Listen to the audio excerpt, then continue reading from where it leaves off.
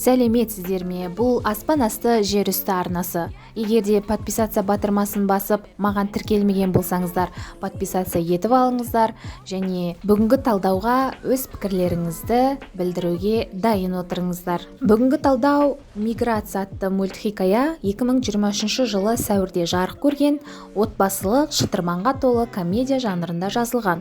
Басты кейіпкерлер 5 басты кейіпкер бар: Мак, Пэм, Дакс, Гвен, Дэн. Өздерінің күнделікті тіршілігін жасап жүрген қарапайым, жабайы үйрек отбасы жайында. Әкесі Мак жанұясының тыныштықта, өз жерінде, өз үйінде бір сарынды өмір сүре бергісі келеді. Ал аналары Пэм өзінің жасөспірім ұлы мен кішкентай қызына әлемде, айналасында не қызық болып жатқанын көрсеткісі келеді. Әкелері тіпті қыста да жылы жаққа ұшпай бір жерде күн көріп жүре беруді қалайды.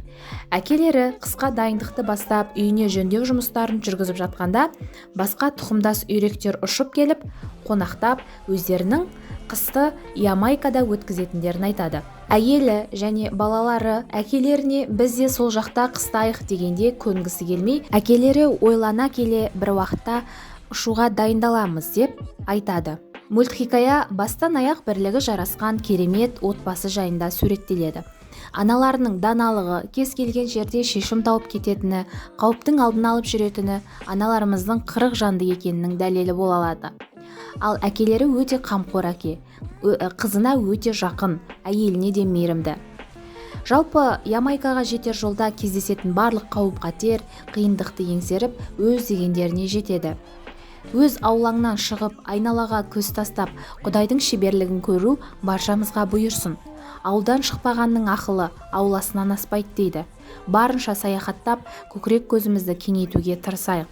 Тар түсінікпен емес, кең түсінікпен ойлануға көмектесетін бұл мультфильмді барлығыңызға көруге кеңес етемін. Бұл жас шектеуі жоқ, 6 жастан бастап 40 жасқа дейінгі жас шамасындағы жандарға көруге рұқсат етіледі. Бұл отбасыда ұл мен қыз ғана бар, яғни ол жасөспірім жаста. Егерде сіздердің де жасөспірім жастағы балаларыңыз болса және кішкентай ерке қыздарыңыз болса, бірге отырып тамашалауға болады. Бұл мультфильмді көріп қойған болсаңыз, өз пікіріңізді қалдырып кетіңіз және міндетті түрде подписация батырмасын басуыңызды сұранамын.